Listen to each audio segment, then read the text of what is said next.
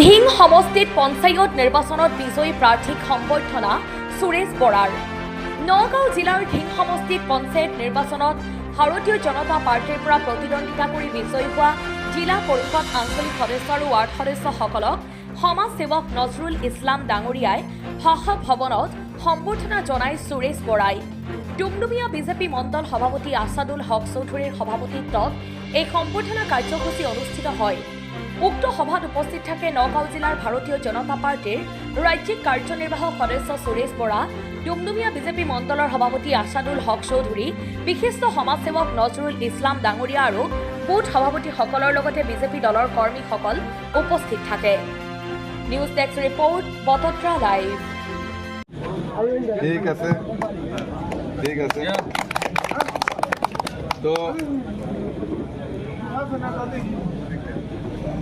নুৰে চমুকৈ কিবা এটা আপোনালোকৰ যিটো দুখ লগাটো আৰু যিটো আপোনালোকৰ মানে লগতে আপোনালোকৰ যিটো বেয়া লগাটো, দুখ আৰু বেয়া লগাটো আপোনালোকে এই নিব ধৰি ৰাখক।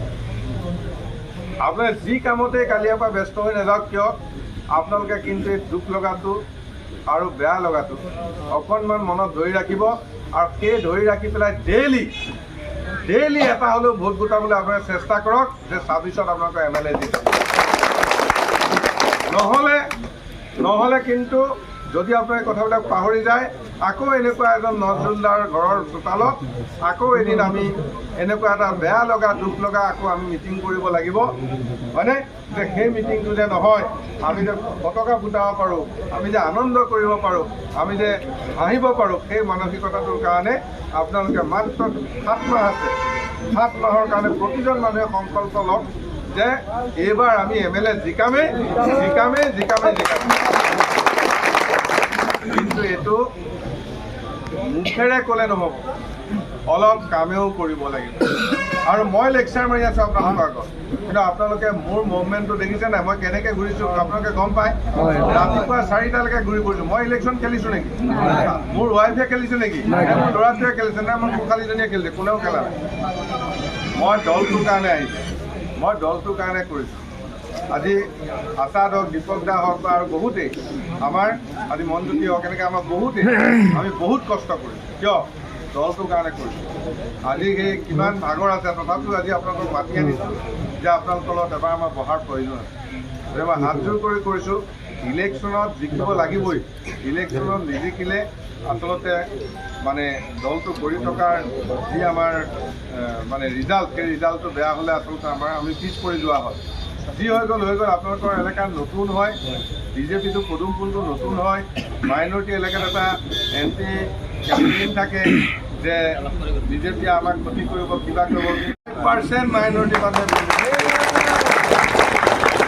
আৰু এটা ভাল খবৰ, আমি 4টা জিলা পৰিষদৰ আমি ৰিপৰ্টটো উলিয়াইছোঁ।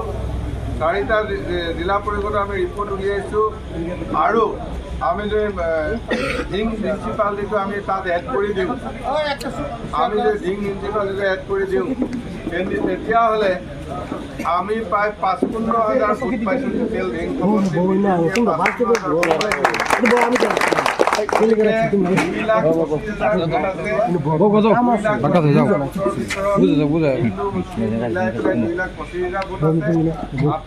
হিন্দু ভোট আছে আৰু বাকী প্ৰায় আপোনাৰ 1,92,000 ভোট আছে।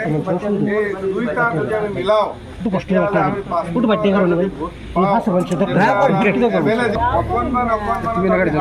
বেলেগ কথা, সেইটো আমি জিকিব লাগিব আহি থকা। কালি এটা কথা কম, সেই কথাটো আপোনাক খুব ভালকৈ ল'ব। নিশ্চয় ইয়াতে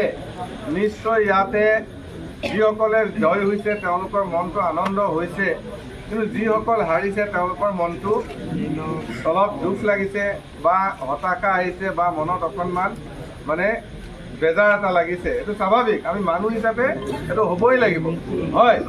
আৰু যিখিনি কৰ্মকৰ্তাই ইলেকশ্যন খেলা নাই কিন্তু ইলেকশ্যনৰ কেম্পেইনিং কৰিছিল, প্ৰচাৰ কৰিছিল দলটোৰ হৈ, তেওঁলোকৰ মনটোত অলপ দুখ লাগিছে যে আমি যেনেকৈ জিলা পৰিষদ জিকিব লাগিছিল আমি নিজিকিলোঁ, মোৰ কাউন্সিলাৰটো নিজিকিল, এনেধৰণৰ বা মোৰ ৱাৰ্ড মেম্বাৰটো নিজিকিল, অলপ আপোনালোকৰ দুখ লাগিছে নিশ্চয়। আৰু এইটো দুখ লগাটো স্বাভাৱিক। আৰু আপোনালোকে অনুৰোধ কৰিম, মানে নিজকে কিন্তু নিজকে মই ক'ব নালাগে, নিজকে আপুনি সোধক যে আপুনি ফটো উঠিলে নে ভোট গোটালে। নিজকে আপুনি সোধক আপুনি প্ৰকৃততে। আমাৰ জননেতা শ্ৰীযুত সুৰেশ বৰা ডাঙৰীয়াৰ নেতৃত্বত তেখেতৰ যি বলিষ্ঠ পদক্ষেপ তাত আমি বহুত ৰাইজে আমাক বিপুল ভোটত জয়ী কৰাইছে। আমি আমলখি গাঁও পঞ্চায়তৰ আঞ্চলিক সদস্য কাউন্সিলৰৰ প্ৰাৰ্থী আছিলোঁ। মই 816টা ভোটত বিজয়ী হৈছোঁ। আপোনালোকৰ ওচৰত সকলোকে দোৱা আৰু আশীৰ্বাদ বিচাৰিছোঁ যাতে আমি দুখীয়া ৰাইজৰ হৈ ৰাইজৰ লগত থাকি আমি যাতে ৰাইজৰ সহায় সহযোগিতা কৰিব পাৰোঁ আৰু আগন্তুক দিনত যাতে আমি আৰু কাউন্সিলাৰ, ৱাৰ্ড মেম্বাৰ, জিলা পৰিষদ সকলোকে লৈ বিজেপি দলৰ পৰা আমি আৰু বেছি সংখ্যক আসন আমি জয়লাভ কৰিব পাৰোঁ বুলি আপোনালোকক অনুৰোধ জনাইছোঁ। ধন্যবাদ। এই সভাস্থলীত উপবিষ্ট সমূহ ৰাইজ, আপোনাসকলে ইতিমধ্যে গম পাইছে যে আমাৰ বিক্ষিপ্ত ঠাইত আমাৰ কাউন্সিলৰসকলে কিছু জয়লাভ কৰিছে আৰু তাৰে ভিতৰত মই ওপৰ ডুমডুমীয়া পঞ্চায়তৰ পৰা কাউন্সিলৰ হিচাপে মই 260টা ভোটৰ ব্যৱধানত মই জয়লাভ কৰিছোঁ। এই জয়লাভ কৰাৰ গুৰিতেই মই এজন ব্যক্তিৰ নাম স্বীকাৰ কৰিব লাগিব, এজন জননেতাৰ কথা স্বীকাৰ কৰিব লাগিব। সেইজনেই হ'ল আমাৰ অতি মৰমৰ সুৰেশ বৰাদেৱ। তেখেত আমাৰ মাজত আছে। গতিকে মই হৃদয়ৰ পৰা তেখেতলৈ মোৰ মানে আন্তৰিক কৃতজ্ঞতাই নহয়, মানে মোৰ যিমান মৰম প্ৰেম যিমান আছে মই সকলোখিনি তেখেতক মই নিবেদন কৰিব বিচাৰিছোঁ আজি এই সুযোগতে। শ্ৰদ্ধা ৰাইজ, আমি কাউন্সিলৰ হিচাপে নিৰ্বাচিত হৈছোঁ আৰু সেই নিৰ্বাচিত হোৱাৰ পিছত আমি যেতিয়া কাম কৰিবলৈ আৰম্ভ কৰিম নিশ্চয় সেই কামৰ ক্ষেত্ৰত আপোনাসকলৰ সকলো প্ৰকাৰৰ আমি সহায় সহযোগ বিচাৰিম আৰু তাৰ লগতে আৰু এইটোও বিচাৰিম যে আমি চৰকাৰী যিবিলাক কাম কাজ আছে আমি সেই কাম কাজবিলাকতো কৰিমেই, কিন্তু আমাৰো এটা কৰ্তব্য আছে যে এই কাম কাজৰ মাধ্যমেৰে আমি যাতে আজি যিটো মোৰ এই 260 ভোট পৰৱৰ্তী পৰ্যায়ত যিজন কাউন্সিলৰ আহিব তেওঁ যাতে ইয়াৰ 4 গুণ ভোট আহৰণ কৰিব পাৰে, তাৰ কাৰণে আমি যিমানখিনি কষ্ট কৰিব লাগে সকলো কষ্ট কৰি যাম বুলি আমি আজি আপোনাসকলৰ সন্মুখত আমি কথা দিছোঁ। গতিকে আমি আশা ৰাখিছোঁ যে আগন্তুক দিনত আপোনাসকলৰ এই সহায় সহযোগে আমাক সকলো কামত স্পৃহা বা প্ৰেৰণা যোগোৱাৰ লগতে আমাৰ দলটোৰ সকলো ক্ষেত্ৰত যাতে এটা সাংগঠনিক সুদৃঢ়তাৰে আমি যদি আগবাঢ়ি যাব পাৰোঁ তেতিয়াহ'লে নিশ্চয় আমি ইয়াৰ ভাল ফলাফল পাবলৈ আমি সক্ষম হ'ম। কাৰণ ইতিমধ্যে বৰাদেৱে কৈছে যে এসময়ত য'ত দুজন আছিলে দিল্লীৰ মছনদত, তেতিয়া কৈছিলে যে সকলোফালে পদুম ফুলিব, আৰু আজি আকৌ কৈছে যে ৰাইজ বিজেপিলৈ আহক, বিজেপিক গ্ৰহণ কৰক, অন্তঃকৰণেৰে গ্ৰহণ কৰক, কিন্তু চামৰাখাত গ্ৰহণ লৈ বিজেপি কৰি ভিতৰটো যদি আমি বেলেগ কৰোঁ তেতিয়াহ'লে আমাৰ নহ'ব। গতিকে সঁচা অৰ্থত বিজেপি কৰক।